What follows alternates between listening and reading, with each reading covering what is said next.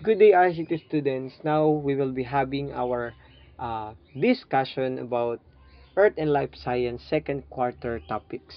So, starting from the week 1 up to the week 6, we will discuss the different topics about Earth and Life Science second quarter. So, let's start with week number 1, Life and Remarkable Beginnings. So, in week number 1, let us answer this question. Let's start with the question, how did people long ago explain life came from? Paano nga ba, ano ba yung view o yung beliefs nung unang panahon ng tao nung unang panahon about sa existence of different organisms? So what are their beliefs about the existence of different organisms? So let's start with a deep sea vent theory. When we say deep sea vent theory, life started from the hydrothermal vents. So, ibig sabihin, according to this theory na ang buhay daw ay nagsimula sa ilalim ng dagat kung saan andoon sa may pasingawan ng init or yung tinatawag natin na hydrothermal vents. And the first organism that exists to deep sea vent theory is the cyanobacteria. And when we say cyanobacteria, it is the ancestor of the mosses and different plants. Through stromatolite fossils, na-discover na may cyanobacteria. Dahil sa fossils ng cyanobacteria, which is yung tinatawag natin na stromatolites. Again, deep sea vent theory, life started from the hydrothermal vents. History of the concept of life, divine creation, and also the spontaneous generation theory. So when we say divine creation,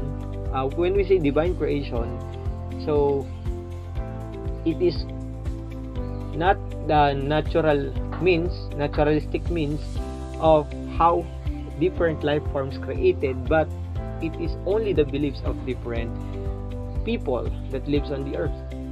Spontaneous generation theory, so we will discuss that later. Let us proceed first to divine creation theory. When we say divine creation theory, life forms and everything in the universe were created through a supernatural power rather than naturalistic means.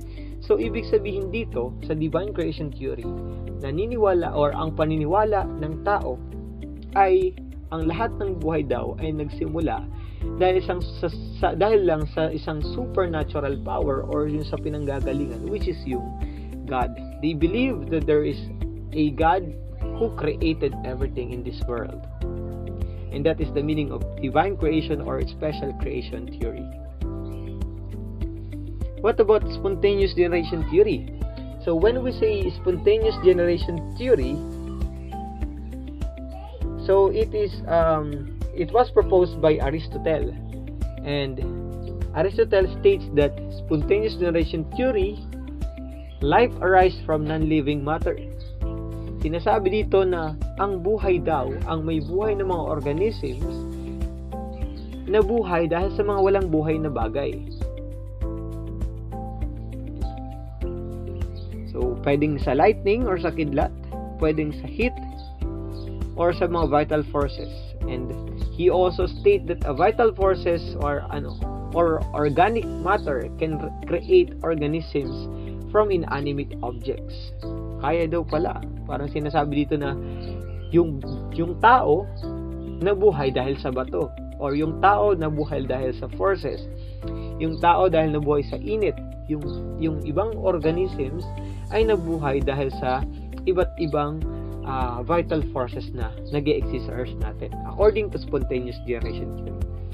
Again, when we say spontaneous generation theory, life started from a non-living matter, or a vital forces or organic matter can create organisms from inanimate object. So let's see kung sino yung mga scientists na nag-oppose and nag-support ng spontaneous generation theory ni Aristotle. Let's start with Francesco Redi. So in Francesco Redi's experiment, he prepared 3 glass of jar that is composed of 3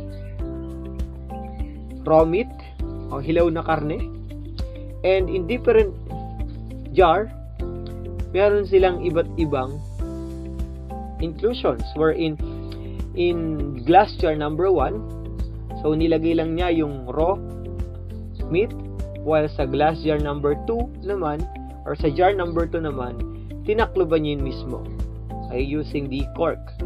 While sa jar number 3 naman, he covered it using the gauze or using the cheesecloth material. And then 2 days later, he observed that on the first container, there is a formation of maggots in meat. Nagkaroon ng maggots or ng uod dun sa ibabaw ng karne sa first container. While on the second container, no formation of maggots in meat. So wala siyang nakita na nabuo o nag-exist ng organism dito sa mismong karne. While sa jar number 3 naman, nakita niya yung maggots na nag-exist and even yung flies sa ibabaw ng cheesecloth. Okay? And Francesco Redi concluded and he believed that maggots don't just appear spontaneously but are produced from the eggs of flies. So sinasabi niya dito na hindi naman pala sa raw meat or sa mga inanimate object nagmula yung eggs of fly or yung life, kundi saan? Sa mismong langaw nagsimula yung eggs of flies. Okay? And the maggots only appear in the open jar where flies could land. So, kung makikita natin, saan ba nag-appear o saan ba nag-exist lang yung maggots? Sa first jar lang, sa open container. While dito naman sa second and sa third jar, wala nag-exist sa second jar. Sa third jar naman ay nag-exist yun sa top part ng jar, which is specifically dun sa cheesecloth. Nagstay yung maggots. Again, he believed that maggots don't just appear spontaneously but are produced from the eggs of flies, and the maggots only appeared in the open jar where flies could land. So, ibig sabihin, si Francesco Redi, he rejected the spontaneous generation theory. What about John Needham? So, si John Needham, he supported the spontaneous generation theory and he said that life can occur from inanimate object on the right condition. Ibig sabihin, so kapag may pressure daw, it can be vital forces, possible na mag-exist yung life. So he created also an experiment using a chicken broth. So ginamit niya yung pinagpakuluan ng manok, then pinakuluan niya rin yun sa experiment niya. And take note, nung pinakuluan niya yung manok, pinalamig niya, then after niyang palamigin, doon nakita niya na may mga organism na nag-exist or may mga microorganisms na lumulutang doon sa mismong chicken broth. Okay, so he concluded and supported Aristotle by proving through his theory that spontaneous generation can occur in the right condition. So sinasabi dito ni John Needham na kaya naman palang mag-exist, so papakuluan lang natin or gagamitan lang natin ng forces or ng temperature or boiling process to activate the organisms. While Lazarus Spallanzani, he created also an experiment, parehong-pareho ng kay Needham, ang pinagkaiba lang dito ay meron siyang cover. Okay? Kay Lazarus Spallanzani, meron siyang cover. Si John Needham naman, walang cover. The whole experiment, hindi niya nilagyan ng cover yung kanyang experimentations. While si Lazarus Spallanzani, tinakloban niya. Umpisa pa lang na pinapakuluan niya yung chicken broth, he already sealed or he covered the chicken broth. Then right after that, hinayaan niya lang na yung chicken broth ay lumamig. Then right after that, wala siyang nakita na organism na nag-exist dun sa chicken broth. And he said that Needham didn't heat the broth enough to kill all organisms. So, he repeated Needham's test or Needham's experiment. Inulit lang niya. And he concluded that Needham didn't heat the broth enough to kill all organisms. So, sinabi ni Lazarus Spallanzani dito na tama naman yung ginawa ni Needhams, pero ang kulang lang sa kanya ay hindi niya napukuluan ng ayos yung chicken broth. Okay, so he opposed the spontaneous generation theory. Again, John Needham supported the spontaneous generation theory. Kaya daw mag-exist or life can occur in the right conditions, while Lazarus Poliansani rejected the spontaneous generation theory because he repeated Needham's experiment and he concluded that Needham didn't heat the broth enough to kill all organisms. So, ang pinaka naging conclusion ni Poliansani, kulang daw yung temperature na in-apply ni Needham, without knowing na ang pinagkaiba na lang dalawa ay yung cover sa experiment nila.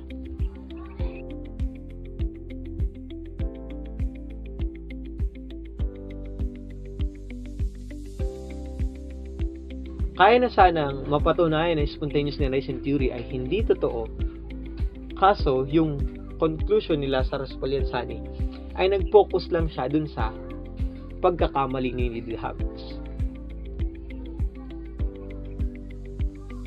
And ang pinaka nagpatunay dito ng ang spontaneous generation theory ay hindi possible na mag-exist ay yung kay Louis Pasteur. Si Louis Pasteur, through pasteurization or sterilization, na nakita niya na hindi naman pala yun dahil sa vital forces, dahil sa pagpapakulo ng or sa boiling process kaya nag-exist yung microorganism. It is because Louis Pasteur concluded that there is what we call the airborne microbe. Meron daw bakterya sa hangin na nag-exist.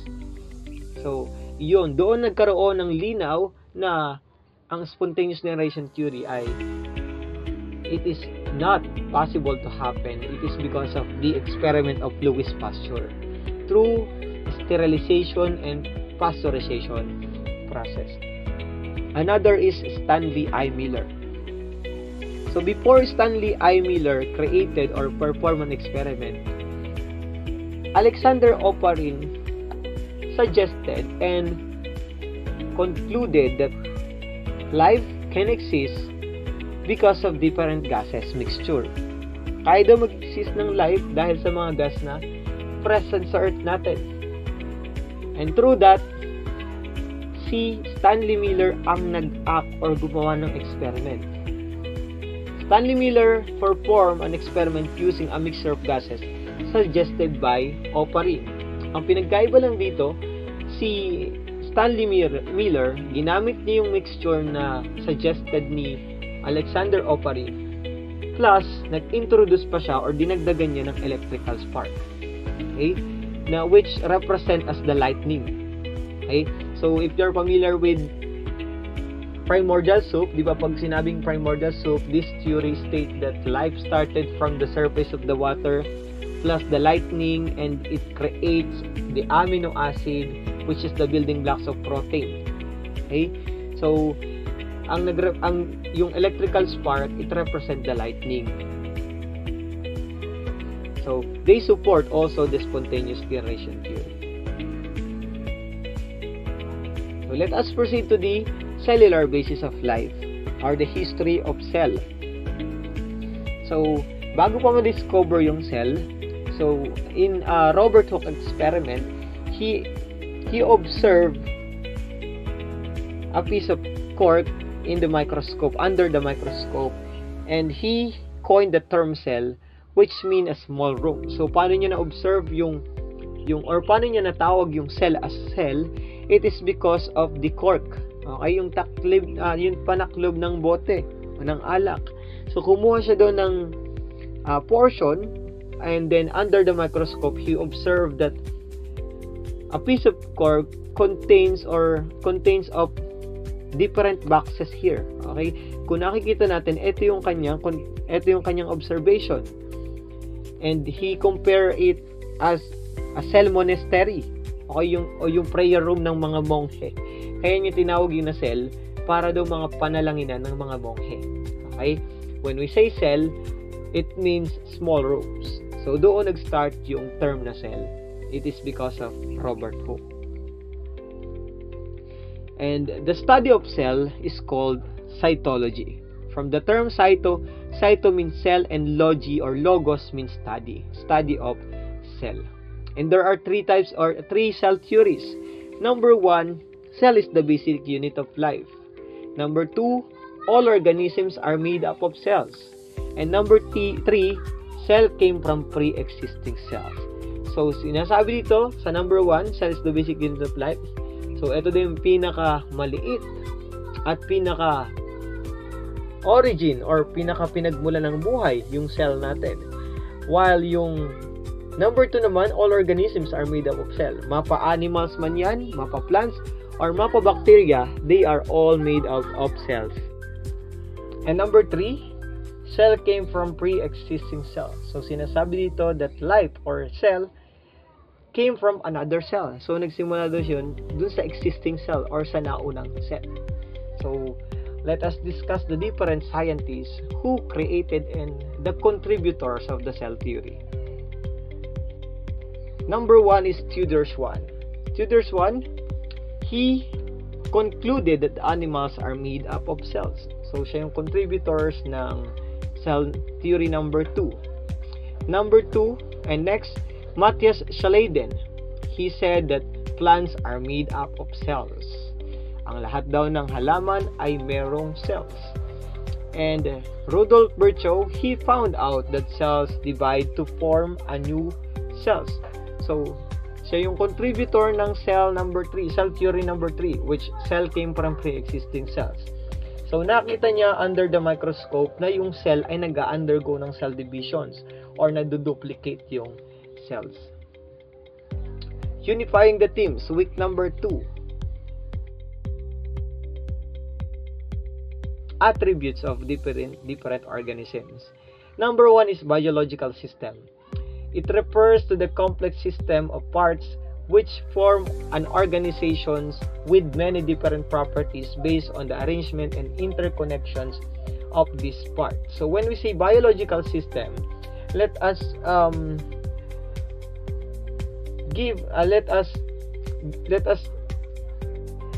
have an example here. The skeletal system and also the muscular system work together. So when we say biological system, they are interconnected to each other.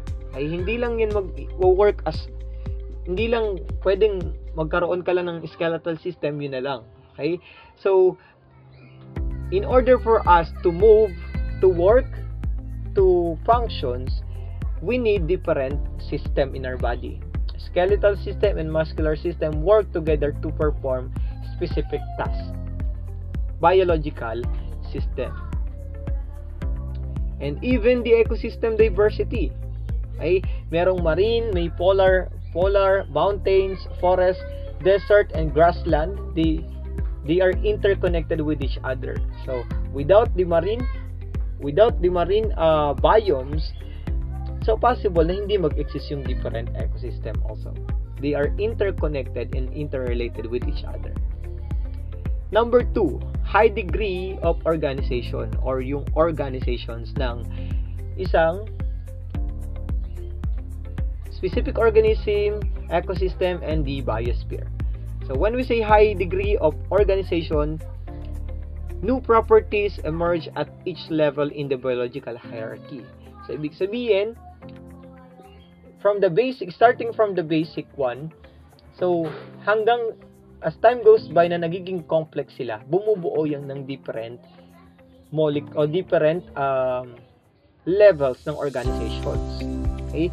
Let's start with atom. So for us to understand what is the meaning of high degree of organization. When we say atom, it is the basic unit of it is the basic fundamental of chemical element.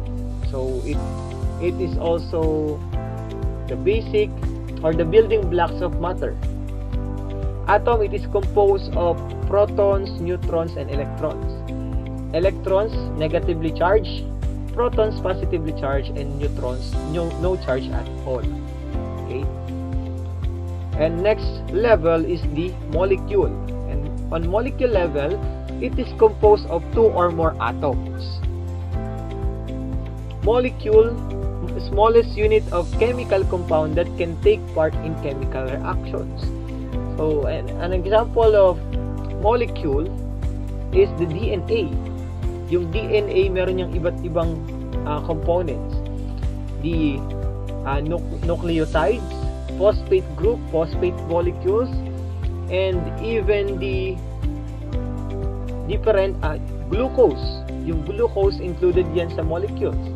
So again, when we say molecules, it is composed of two or more atoms that combines together to form another structures, which is the DNA.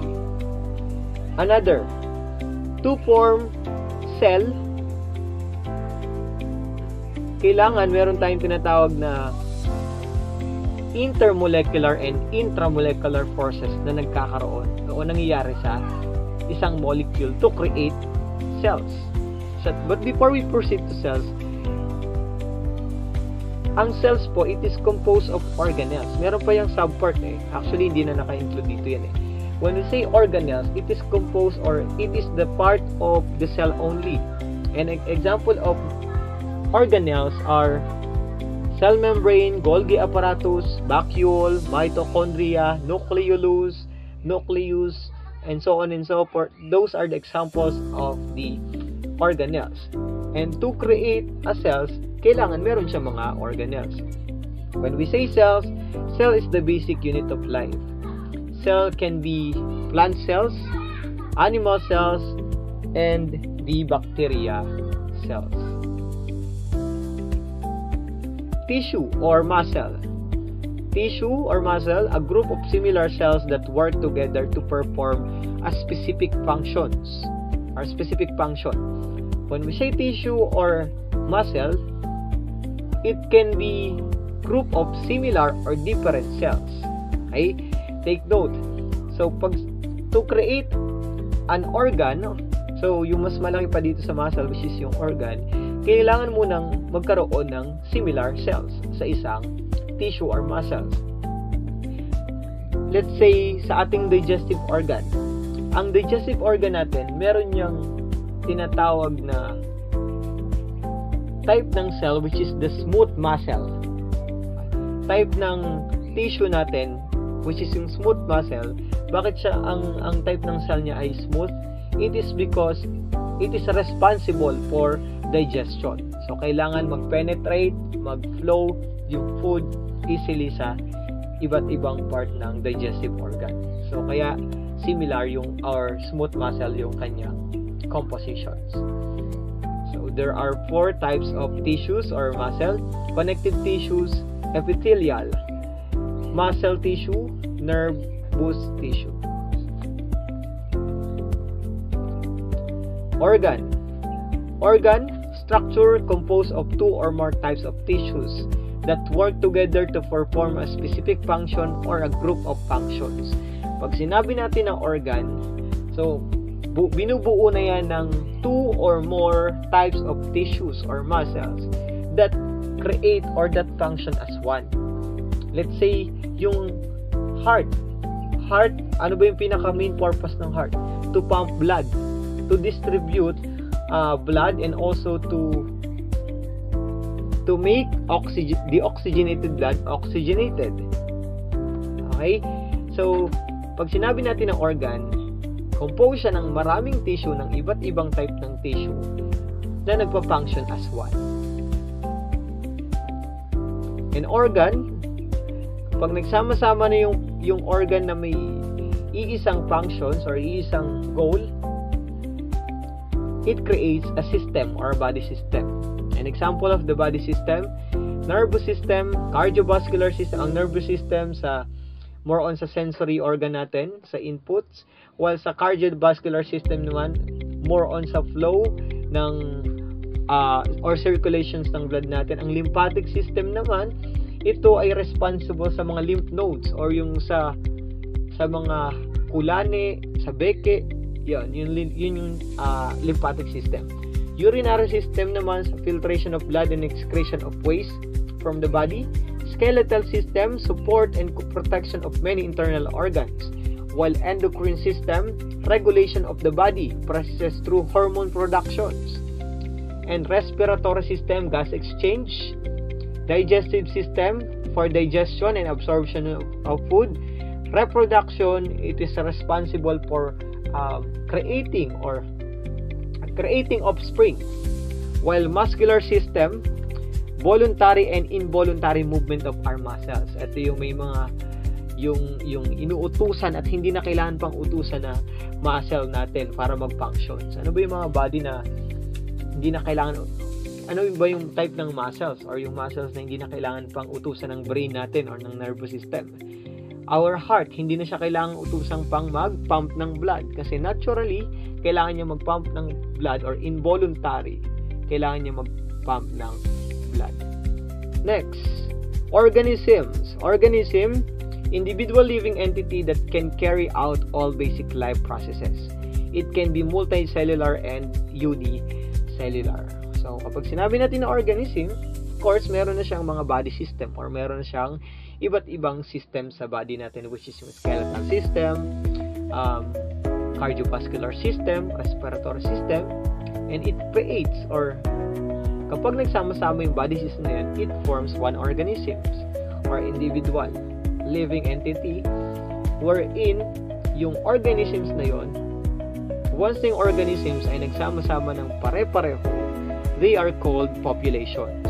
A group of individuals of the same species living in a specific area at the same time with interactions, with reproduction and survival within a particular environment. So pag sinabi nating population, pare-pareho lang ng organism yung nag-e-exist sa isang area. Okay? At the same time, they interact, they also undergo reproductions, and they have similar ways of survival.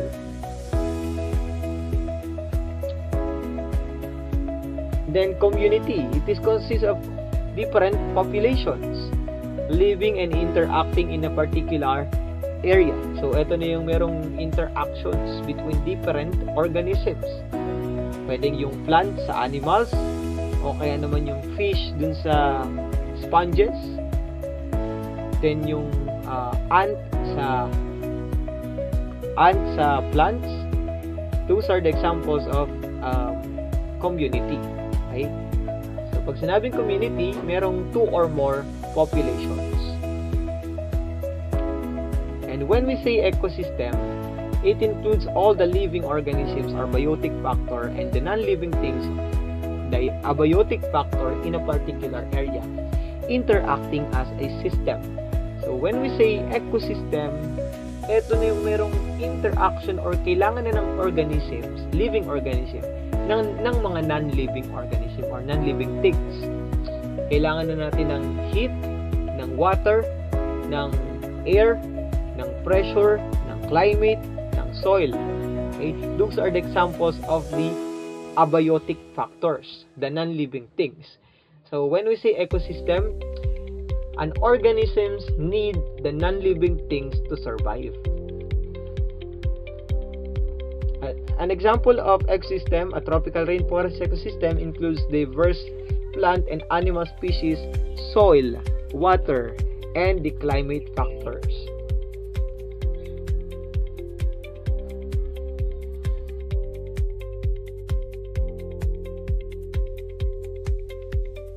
Last is the biosphere. Biosphere encompasses all ecosystem on Earth. So, ibig sabihin, ito na yung pinaka top level ng levels of biological hierarchy, the biosphere. And the examples of biosphere or biomes are tropical rainforest, temperate forest, boreal forest, grassland, tundra, savanna, freshwater, marine, and desert. Those are the examples of biomes that includes in the biosphere. Number 4, attributes of the living organisms. An organism has the ability to reproduce and inherit what parent traits have. As they reproduce, they pass on their traits, the parent, to their offspring. Offspring resemble their parents because they inherit the same units of genes information from their parent. So when we say reproduction and inheritance, so kung ano yung puno, yun yung bunga. Okay? Kung ano yung namamana mo, or kung ano yung traits na meron ka, physical traits na meron ka, it is because of your parent. Okay? Through reproduction process. Later on, we will discuss the reproduction. And aside from that, not only in human, but also in different organism like plants. So, kaya rin magkaroon ng reproduction and inheritance process dito sa plants. So, just take a look at this picture. Yung parent nila ay magkaiba. Then, yung offspring nila ay hybrid. Or it is a combination of two parent. O yung pinagmulan ng traits nila, yun ay combination ng parent. Energy. All organisms required energy to maintain their biological functions. So in order for us to do a specific task, to move, to work, to think, we need energy coming from different organisms. So energy processing, when we say energy, so dito na kailangan natin na mag-gain to through what? Through food chain, or yung tinatawag natin na predations. Okay? So dahil sa predations, dahil sa producer, consumer, secondary, tertiary consumer, we gain different energies or essential energy na kailangan ng body natin. Energy processing, it is used or it uses chemical energy to help an organism perform activities and carry out chemical reactions. So, ito yung ability natin to use chemical energy to perform different tasks. Okay, without ATP or adenosine triphosphate, or without the absorptions of nutrients and digestions using the digestive system, we can't move or we can't perform specific tasks or different tasks. Respond to stimuli. When we say respond to stimuli, learn how living organisms respond to changes in the environment through stimulus, detections, coordination, and response. Respond to stimulus, an organism's ability to respond to changes or adapt to environment. So, yung sinatawag natin na respond to stimulus. Example sa atin as a human, kapag alam natin na mainit yung kawali, hahawakan pa ba natin yun? Di ba hindi na natin nahawakan yun? Why? Siyempre mainit. Naramdaman natin na mainit yun. That is our response to respond to different stimulus. What about kapag malamig yung panahon? Anong gagawin natin? Magja-jacket tayo. Kasi yun yung respond natin dun sa isang stimulus. Okay? And even in plants, sa halaman, in order for them to survive, they need light because they undergo to the process of photosynthesis. And through photosynthesis, nakaka-gain sila ng energy, nakakapag-release sila ng oxygen na kailangan ng tao, na kailangan ng animals to survive. So, through respond to stimuli, which is their attributes, nakakapagawa sila ng oxygen. Nakapag-undergo sila ng photosynthesis. So, tingnan natin to. Kung kaya nyo itry, sa bahay nyo mag-experiment, yung halaman, then ilagay nyo sila sa isang closed container, lagay nyo lang sila ng hole sa taas, and dito naman sa kabilang experiment, ilagay mo sa gilid na part ng container, then makikita mo sa buong maghapon, makikita mo na yung plants ay pumapaling kung saan andun yung sunlight. Ibig sabihin, they respond only to the stimulus. If you're familiar with phototropism, ibig sabihin moving away or toward from the sunlight. Kung sinabi naman natin na geotropism, from the term geo means earth or solid earth, moving away or towards from the gravity. Ay kaya merong iba't ibang response yung halaman natin ay dahil sa mga tropism. Why respond response to stimuli is an important characteristic in every organism. So, bakit nga ba mahalaga yung nagre-response or meron tayong reactions from different stimulus? It is for self-preservation and also for survival. Okay? In order for us to survive and to preserve our generation, we need to respond to different stimulus. We need to adapt to different environment. So, regulation and homeostasis. When we say regulation or homeostasis, it is the ability of an organism to maintain a stable internal environment despite of external changes. Okay, as you can see sa illustration dito or sa video, sa GIF. So, kapag mainit ang panahon, so nagpapawis yung katawan natin. Kapag malamig yung panahon, or kapag naman nauuhaw ka o nakakaramdam ka ng kulang ka ng tubig, so umiinom ka. Okay? It is because kailangan nating balansin yung katawan natin. Balansin yung internal and external environment ng body natin. Okay? Evolutionary or evolution and diversity. Evolution and diversity. Evolution explains the diversity of life on Earth and how species adapt over time through mechanism like natural selection, genetic drift, and gene flow. If you are familiar with Charles Darwin, he said that monkey is our ancestor. Yun do yung ancestor natin. And si Simon Laplace, if you're familiar with him, si Simon Laplace naman sa natural selection. So kung makikita natin dito sa pinaka first illustration, yung giraffe, so para maka-adapt siya sa environment, para maka-survive yung horse sa environment, dahil pagkain nila yung puno or ang source ng food nila ay nanggagaling sa puno. Habang nag-grow yung puno, kung sino lang yung kaya mag-reach out nung fruits sa puno, yun yung makaka-survive. Then, the rest will die. Ay, ganun lang yun. So, kaya nagkakaroon ng variations ng artiodactyl. Genetic drift. Change in an allele frequency due to a chance event. And gene flow naman, change in gene pool due to migrations. So, nababago yung organisms, yung group of organism or population, once na merong organism na nag-exist, which is different from the existing organism.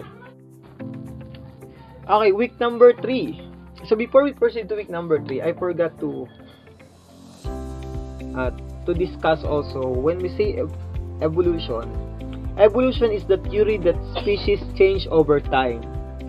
So, yung pag sinabi natin evolution, ito yung way natural way ng isang organism ng pagbabago ng kanilang itsura. Why? In order for them to survive, they need to adapt to environment. Lagi kong paulit-ulit na sinasabi to. Since ang evolution naman ay example of that is natural selection. Kung sino lang yung may kakayahang mag-stretch ng leg nila, yun lang yung may kakayahan na makasurvive sa isang environment.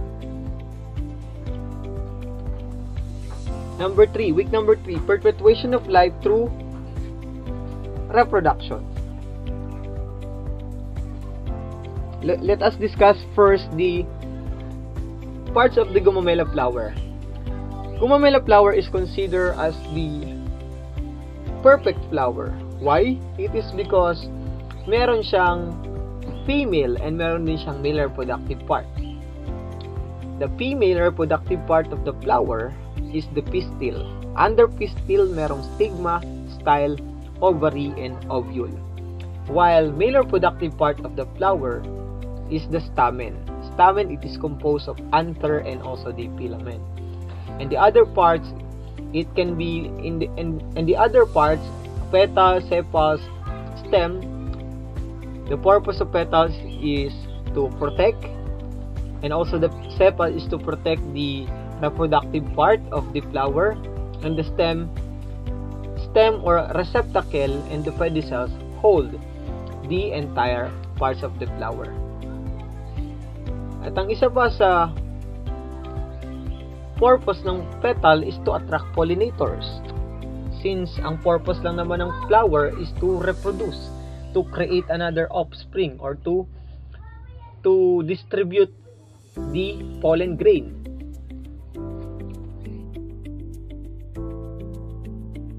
Stamen, it is the male reproductive part.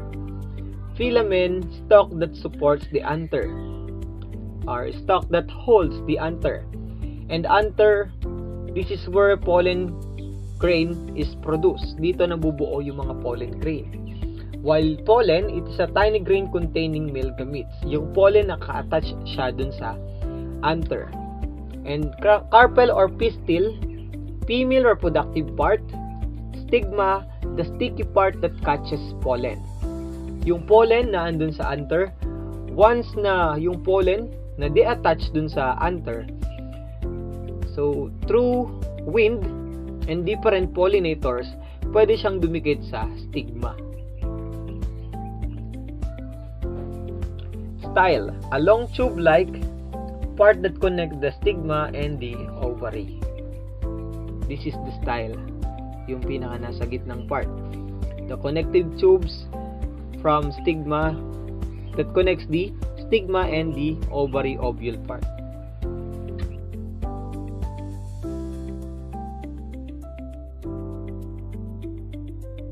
Let us answer different questions here. Number 1. Part of the flower that is responsible for production of pollen. Ano ba yun? Ano bang parte dito yon? Yung nagpo-produce ng pollen grains. The answer is anther. Next, part of the flower that is responsible for pollen, for the collection of pollen. The answer is stigma. Okay? The sticky part of the female part of the flower. Part of the flower that becomes fruit after pollination. Ano yung nagiging fruit after the pollinations? The answer is ovary. Once na yung pollen grain once na yung pollen grain ay pumunta sa stigma, dumiretso sa style, then nag-meet sila ng ovary, it creates fruit or another offspring. What is the function of style? It serves as connecting tube, yung style.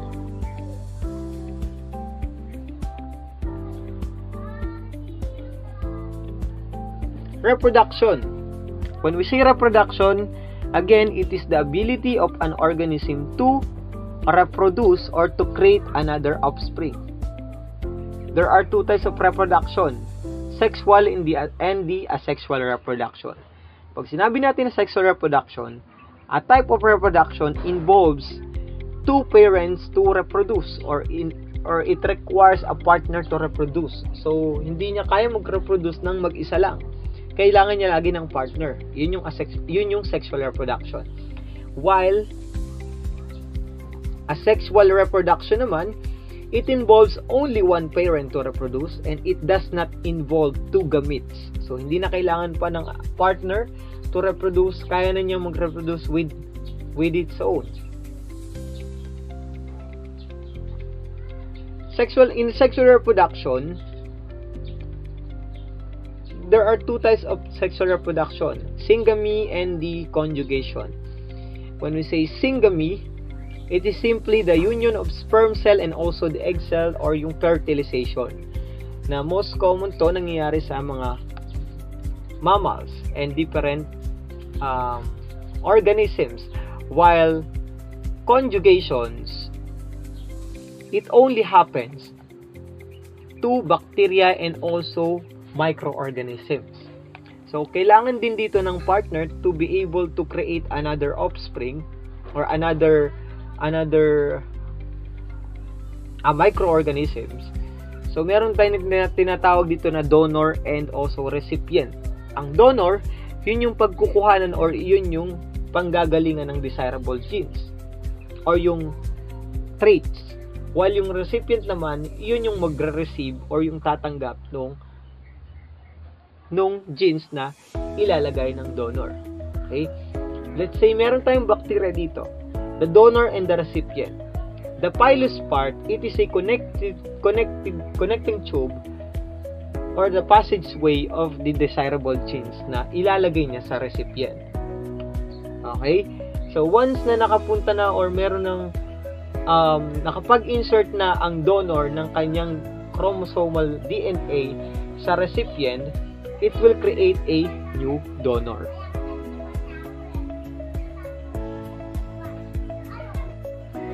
Next, in asexual reproduction naman, meron tayong 4 types of asexual reproduction. Number 1 is the binary fission, where a parent cell divides resulting into the identical cells, each having the potential to grow to the size of the original cells. So when we say binary fission, nadodoble lang yung kanyang organisms. Number 1 preparation of binary fission organisms that undergo binary fission is first is to replicate the DNA. Ni-replicate lang yung DNA. While yung second step, nag-grow na yung cell and then segregations of DNA and then splitting of cells. Para lang siyang cell divisions, yung binary fission. What about in budding reproduction? In budding reproduction, remember that the offspring is attached on the parent organism. Dito sa budding reproduction, ang example nito ay yung mga halaman na kapag pinutol mo lang yung konting part ng halaman, it will grow and it will create another plants also.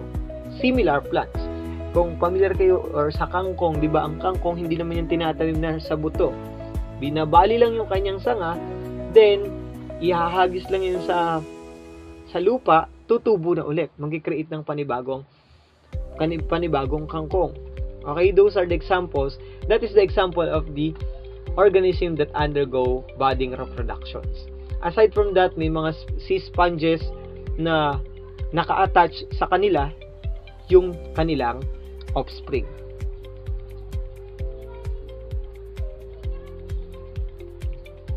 In fragmentation, it is a process wherein once the part of organism is cut, pag naputol yung part ng organism, so yung cutted part dito ay hindi po yan mamawala or hindi mamamatay. But then, gagawa ng panibagong itsura, panibagong organism na similar nung kanyang parent organism. Okay? As you can see here, yung planaria, na-cut yung kanyang part, pero anong nangyari ay na-duplicate lang siya, na-doble lang. Ganon din sa mga sea stars or sa mga starfish. Kapag na-cut yung part niya, so yung cutted part ay gagawa ng panibagong organism na parehong-pareho ng kanyang parent. In regeneration, the cutted part of organism, maputol man yung cutted part ng organism din, tutubo at tutubo yung part ng nawala sa kanya. Leopard gecko before autotomy, then lost tail, regrowing tail after 4 weeks, tumubo lang ulit yung kanyang buntot. Regrown tail after 22 weeks. So as you can see, pag sinabing regeneration, kahit na maputol yung part ng isang organism, tutubo at tutubo lang siya. Pero hindi gagawa ng panibago yon. Ang process nun ay fragmentation. Okay? Kaya sa regeneration at sa fragmentation, pwedeng ang example po dito ay yung sea stars. Why? Sa sea stars, kapag naputol, tutubo lang yung part na naputol sa kanya na wala, regeneration yung process na yun. Then yung naputol na part na yon, gagawa ng panibagong organisms na similar ng parent, ang tawag ay fragmentation.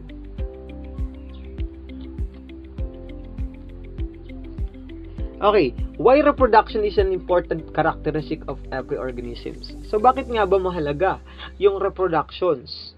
Or bakit kailangan yung isang organism mag-undergo ng reproduction.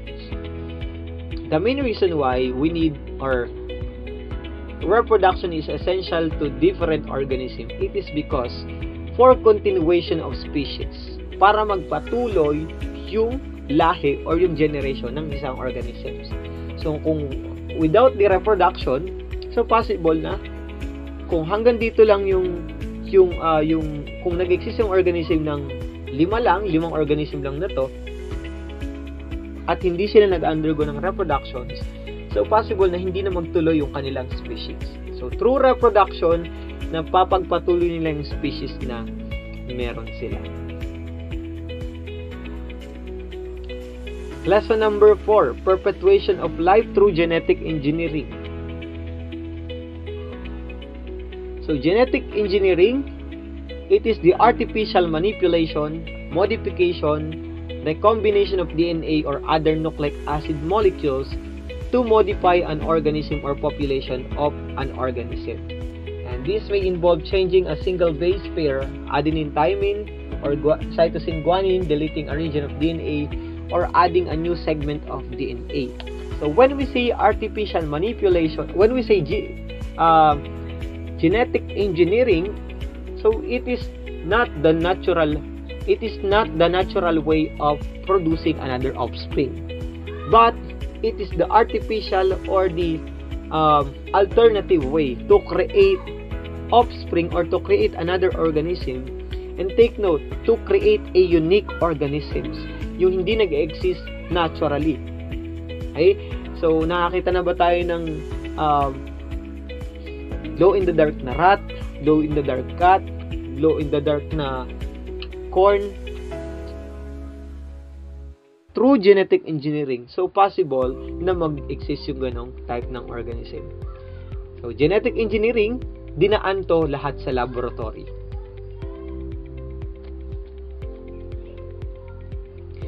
And the product of genetic engineering, when we say GMO, genetically modified organism. An organism whose genome has been engineered in the laboratory in order to favor the expression of desired physiological traits or the generation of desired biological products. What about GMA? GMA, genetically modified animals. Ang GMO, general term siya sa lahat ng mga organism na nag-undergo ng genetic engineering.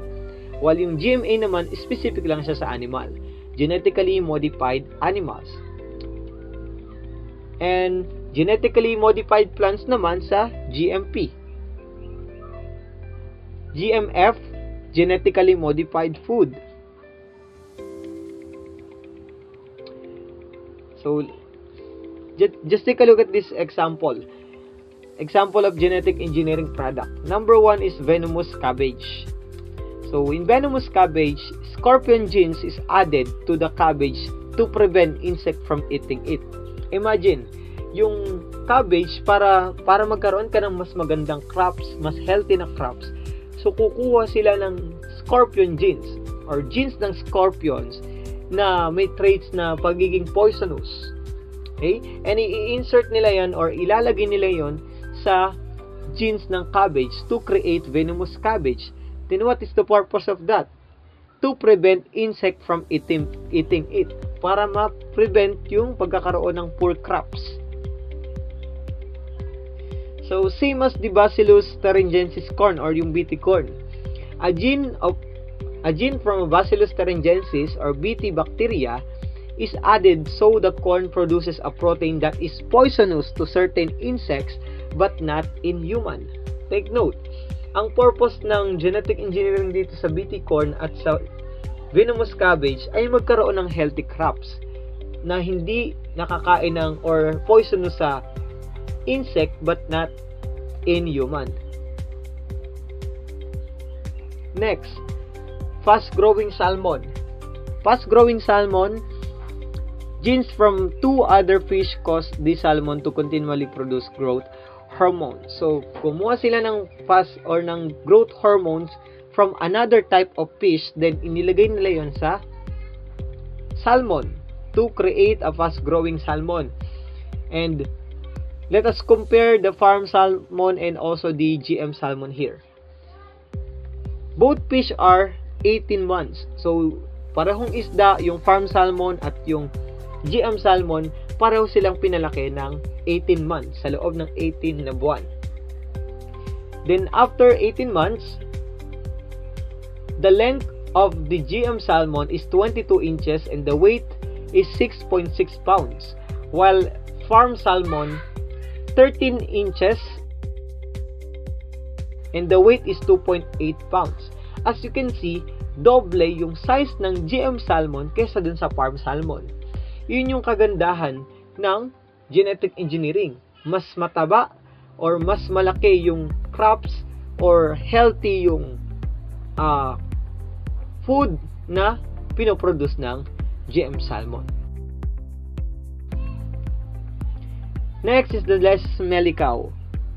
Less smelly cow, modifying bacteria responsible for methane production in cattle result in 25 less flatulent cows. So when we say less smelly cow, so this is the example of genetically modified organism which yung gut nila is nag-undergo ng genetic engineering process na kung saan yung bacteria ay minodify nila, nag-insert sila ng bacteria na kung saan magke-create yon or magre-release yung cow ng hindi mabahong amoy ng dumi nila or ng kanilang night soil.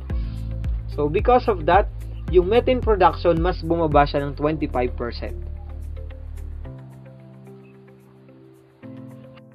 What are the genetic engineering techniques?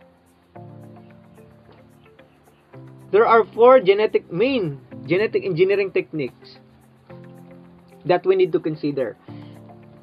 Number 1 is to identify an organism that contains desirable genes. Step number 1, syempre, aalamin mo muna kung saan ka makakahanap ng genes na gusto mo na mag-exist do sa organism na gagawin mo. Again, step number 1, identify an organism that contains desirable genes. Example, sa crops or sa venomous cabbage. Dahil yung cabbage na laging kinakain ng mga insekto, so hahanap ka ng genes na tatingin mo, magiging poisonous yun sa insekto pero harmless sa human. So, ang nakita nila ay yung scorpion genes. So, sa scorpion tayo hahanap ng genes. The next, step number 2, extract the entire DNA from the organism. Okay? So, once na nakahanap mo na-identify mo na yung organism na may desirable genes, step number 2, you need to extract the entire genes from the organism. So, kukunin mo yung entire DNA nila. Okay. Then, next, step number 3, remove these genes from the rest of the DNA by using the restriction enzymes. And these enzymes search for specific nucleotide sequences where they will cut the DNA by breaking the bonds at this location. So, in step number 3, nung step number 2 ay in-extract mo na yung entire DNA, sa step number 3 naman, kukunin mo na yung portion na merong desirable genes or traits. And step number 4, right after you remove the desirable genes from the entire DNA, step number 4, you need to insert the new gene to an existing organism's DNA. And this may achieve through a number of different processes. What are the positive impacts and negative impacts of genetic engineering? Positive impacts of genetic engineering. Number 1, eliminate food shortage. Of course, sabi dito, mas maganda yung crops, mas madaming nabubuong product ng genetic engineering. So, possible na mawala yung food shortage, matugunan yung pangkulangan sa pagkain. The next, reduce environmental impact like the less smelly cow na nabawasan yung production ng methane. So, it can contribute it can lessen the production of the methane and also reduce the environmental impact. Number 3, reduce the use of pesticides and insecticides. So, kailangan pa bang gamitin ng pesticide at insecticide? Kung meron na tayong tinatawag na venomous cabbage, or kung meron ng BT corn, or yung Bacillus thuringiensis, corn and scorpion genes, hindi na tayo gagamit niyan kasi meron na tayong panlaban. At mas maganda pa yung crops na mabubuo. While in negative impacts naman, number 1 is ethical issues. So, hindi nawawala to kapag may pinopropose ang scientist. Laging naandyan ang ethical issues. If it is accepted by the community, tama ba? Katanggap-tanggap ba? Or, since meron mga religious group also. And next, unknown effects of removal traits. As time goes by, hindi kasi natin alam din kung ano yung magiging effect nun sa isang organisms or even us, sa human, kapag kinonsume natin yung mga product ng genetic engineering. And long-term adverse effects, same as the unknown effects of removal traits. Kapag nawala na kapag may in-insert tayo na isang desirable genes dun sa existing organism, we don't know the result of that habang tumatagal yung panahon. And take note na hindi lang siya maliit na movement or maliit na act ng isang scientist, but can also affect the whole environment, ecosystem, and even the biosphere. Number 5, gas exchange with the environment. Gas exchange with the environment. Let us first focus on the chemical equation of photosynthesis. In chemical equation of photosynthesis, 6 carbon dioxide plus 6 water molecule plus the sunlight is the reactants of the photosynthesis, while the product are glucose molecule and the oxygen. Okay? So, in photosynthesis, makikita natin dito, plants need to take in carbon dioxide and release oxygen. Okay? So, without the photosynthesis, hindi siya kaya makapag-release ng oxygen, which is essential sa different organism ang oxygen. While in cellular respiration, it is the process that happens to different organism or different multicellular organism, or yung mga example sa animals, human. So, human, yun yung process na ginagawa ng natin. Yun yung process na ginagawa ng specifically sa animals and the humans. Even the bacteria. Cellular respirations. So, yung kailangan ng body natin to undergo cellular respiration, number 1 is glucose molecule. Then next is the 6 oxygen. And the product is 6 carbon dioxide plus 6 water molecule. Last is the ATP or the adenosine triphosphate. Okay? So, kailangan ng body nating mag-take ng oxygen at mag-take din ng glucose molecule sa mga kinakain din natin. Since yung glucose molecule also is part of the DNA, deoxyribonucleic acid, and yung glucose molecule, oxygen, part siya ng DNA eh. So, essential siya sa body natin. So, essential sa body natin yung nag-undergo ng cellular respirations. So, we need oxygen and glucose molecule to create carbon dioxide, to release carbon dioxide, water molecule, and the energy or ATP. Gas exchange. To survive, animals have to take in oxygen and expel carbon dioxide. Oxygen and carbon dioxide are just two of many gases found in the environment. The physical process of taking in oxygen and releasing carbon dioxide is known as breathing. An animal uses the oxygen that is taken in while releasing the carbon dioxide that it does not need. This exchange, inhalation and exhalation of gases is called respiration. So, when we say gas exchange, so kailangan ng isang organism na mag-undergo ng, it can be photosynthesis or cellular respiration. Sa animal, we need the cellular respiration process. We need to take in oxygen and release carbon dioxide, while the plant need to take in carbon dioxide and release oxygen. And there are animals that can obtain oxygen in different ways. Number one, from air or water through moist surface directly into the body. Take note, directly into the body. Why? Kasi yung kanyang skin or kanyang surface or structure niya is transparent.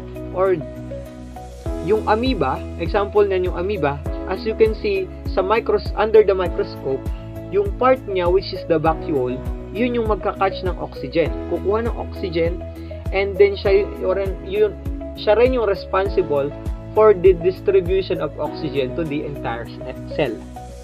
What about the flatworm? Same as the amoeba. Akala natin yung flatworm ay yung structure niya ay hindi katulad ng sa amoeba, pero under the microscope, this is the structure of the flatworms. So medyo manipis lang siya at kayang directly mag-penetrate yung oxygen sa body niya through moist surface. And there are also animals that can obtain oxygen from air or water through a thin moist body wall of blood cells. And an example of that is the earthworm. Yung earthworm kasi para lang siyang blood vessel sa katawan natin, right? So para lang siyang buhay na ugat na gumagapang sa lupa. Okay? O sa mga basang lugar. Okay? Kaya kayang mag-penetrate directly sa body wall or sa moist body wall ng earthworm yung oxygen.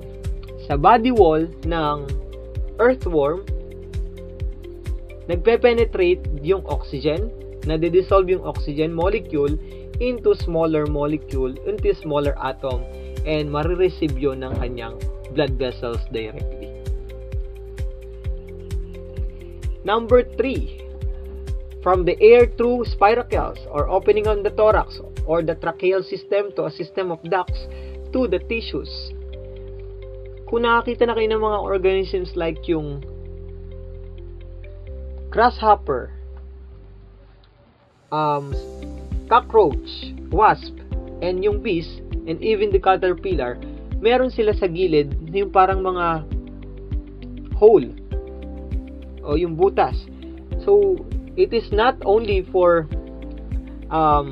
design ng kanilang katawan or structure ng body nila, but the purpose of that, yung mga spiracle na yan, is to take in oxygen and also release carbon dioxide. From air through spiracle of the thorax, ang tawag dun sa mga butas na yun ay spiracle. And it is the passageway or it allow air into the internal structure to flow. Okay, so this is the spiracle, and meron yung connecting tube na tawag doon ay tracheal system. Sa tracheal system, meron pang mas maliit na passageway, ang tawag naman doon ay tracheoles. Then sa tracheoles, yung tracheoles ay directly or connected yan sa mga body cells natin. Then sa body cells natin, doon i-deliver yung oxygen.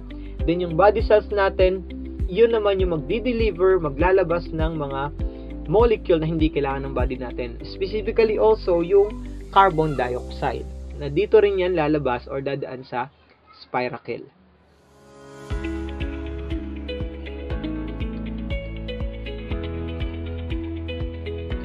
Okay, those are the examples of organisms that can obtain oxygen through their spiracles. Caterpillar, bees, cockroaches, and the wasp. Number 4, from water through moist soil gill or surface to blood vessels. Fishes and amphibians. Kaya nilang mag-obtain ng oxygen through their gills. Saan? Sa kanilang mga hasang. Sa mga isda, meron yung tinatawag na gill arc or gill filament. Gill arc and gill filament compose of capillaries and different blood vessels. Okay? Once na nag-take in ang fish ng water, directly pupunta yan sa gill arc and also sa gill filament to absorb the oxygen and release the not so essential molecules.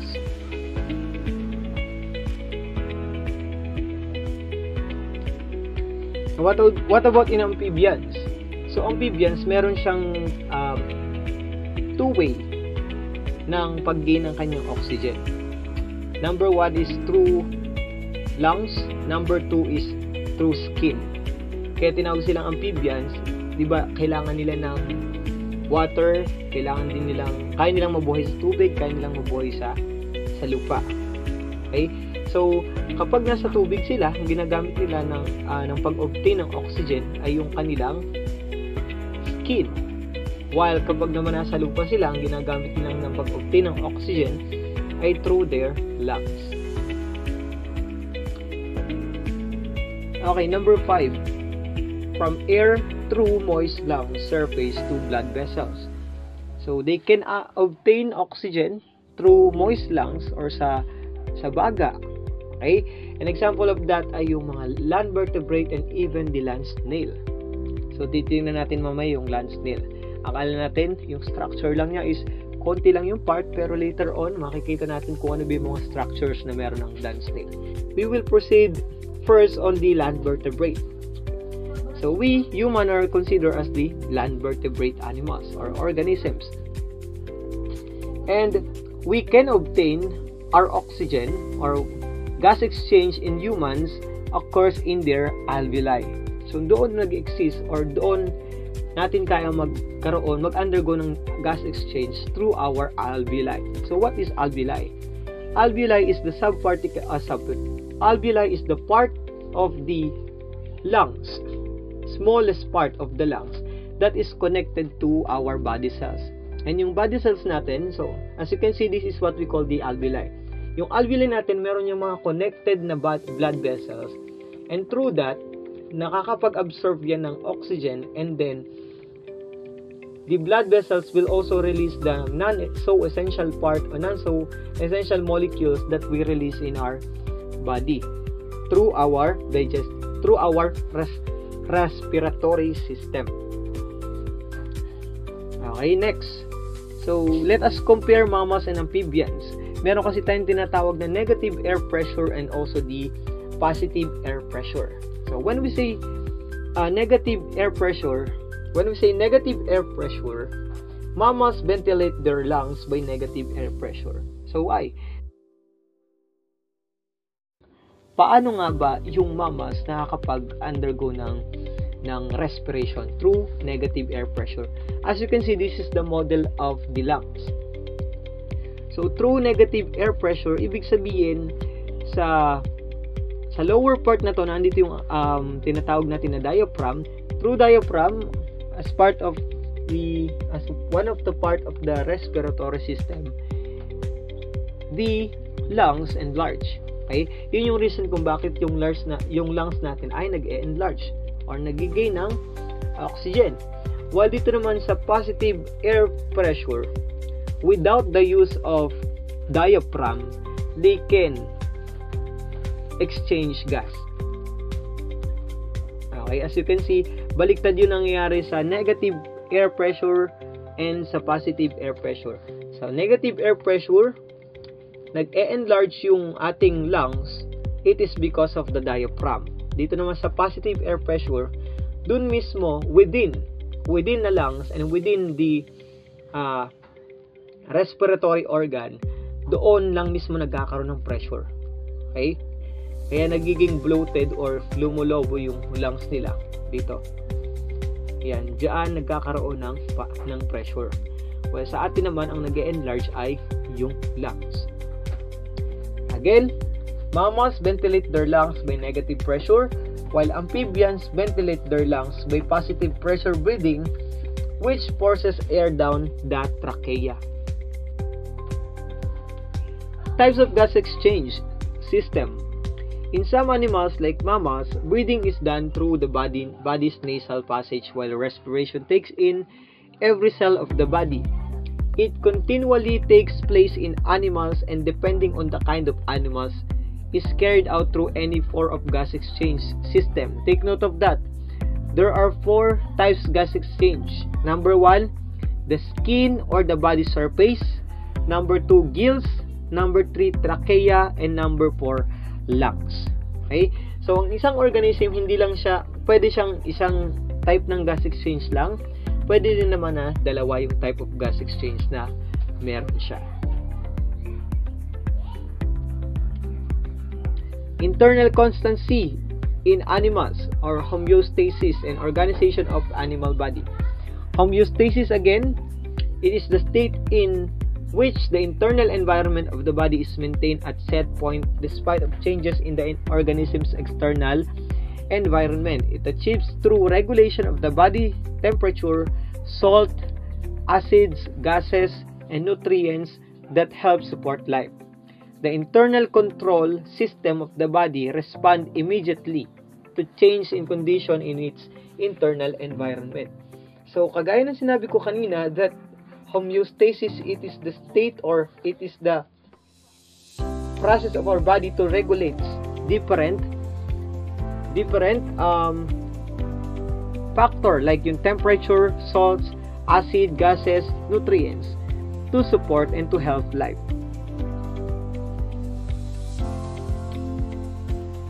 Next is the immune system.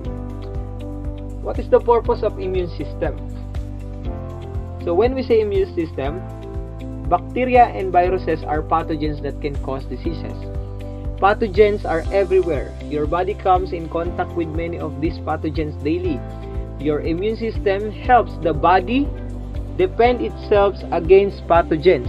So ang purpose ng ating immune system is to protect us from the different viruses and pathogens. It recognizes that and destroys specific pathogens that may have already invaded the different parts of your body. But because of the immune system has already memory of these viruses, they are destroyed even before they can cause diseases. So, ang example dito ay yung COVID-19. So, inimmune tayo sa isang bacteria or isang viruses na ng COVID-19 din para once na matrigger or meron tayong ma-inhale, meron tayong makausap na sa tingin natin may positive siya sa COVID-19, once na na-detect ng immune system natin, normal na siya. Kumaga parang meron ka ng gano'n na traits or meron ka ng bacteria or viruses sa katawan mo. Ibig sabihin, hindi na siya mismo or mapoprotektahan tayo ng immune system through recognizing and through familiarizing the viruses. Let us always remember again, when we say immune system, it helps and protect our body from different pathogens and viruses that can cause diseases in our body. Lesson 1 and Lesson 2, Week 6, Evidence of Evolution and the Origin of Extinction. Lesson 2, The Principle of Ecosystem. Evolution. When we say evolution, the development process through which organisms develop from earlier forms of life. And this theory state that the species change over time. Vestigial structure, an anatomical feature that has lost its original functions, while fossils, the remains or traces of once living organisms. Homologous structures, the morphological structure of an organism that have the same evolutionary origin are called homologous structures. Evolutionary biologists theorize that related species share similar in structure because they have descendants from a common ancestor. Homologies can be traced by comparing the structure of living things. So when we say homologous structures, so ito yung structure ng isang organism na parehong-pareho siya ng structure ng different organisms. Okay, ibig sabihin, in homologous structures, we will observe and we will compare the structure of one organism from the other structures. Some species are clearly homologous to corresponding structure in other organisms. Just take a look at this picture. So kung mapapansin natin, in human, meron tayong humerus, radius, ulna, carpal, metacarpal, and phalanges. While yung sa cat, meron din siyang humerus. Same as the horse, meron din siyang humerus. Sa bat, meron din siyang humerus. And even sa dolphins, sa radius, meron din ulna. So, kung makikita natin, ang humerus, radius, ulna, carpal, metacarpal, phalanges ng human, meron din no ng cat, meron din ang horse, meron din ang bat, meron din ang dolphins. Pero magkakaiba lang sila ng structure or ng sizes and even ng shapes. Pero pare-pareho tayong merong ganong part ng bones, homologous structures. So, again, in homologous structures, tandaan lang natin dito na meron tayong common ancestor o meron tayong resemblance with other organisms. While vestigial structure, certain structure of many life forms gradually lost their original function as populations adapt to change in their environment. So, meron palang mga organisms na nawawala or as time goes by and through the natural selection also, nawawala yung functions ng mga part ng ating body. It is because of the adaptation and changes in their environment. Vestigial structure is an anatomical picture of an organism that performs specific function in the past but has since lost this original function as the organisms adapted to changes in the environment through time. Vestigial structure of some species are clearly homologous to corresponding structure in other organisms. So, similar yung structure natin sa ibang organisms, but then, useful pa sa ibang organism, pero sa atin useless na. Yun yung tinatawag na vestigial structure. We have similar structure from the other organism, but it is now useless for us. Example of that is yung coccyx. Yung coccyx, it is the last part of our spinal column or spinal cord, or ito yung tinatawag natin na tailbone. So useless na sa atin yon as human kasi kaya nating lumakad, while sa whale naman, yung whale pelvis nila and yung tailbone nila is nagagamit pa nila yun for their locomotions or yung kanilang movement also. And even yung wisdom teeth natin, di ba? So, yung wisdom teeth natin, yung pinaka last part ng teeth natin, ngipin natin, ay hindi naman talaga siya nagagamit na. So, kaya yan, binubunot yan.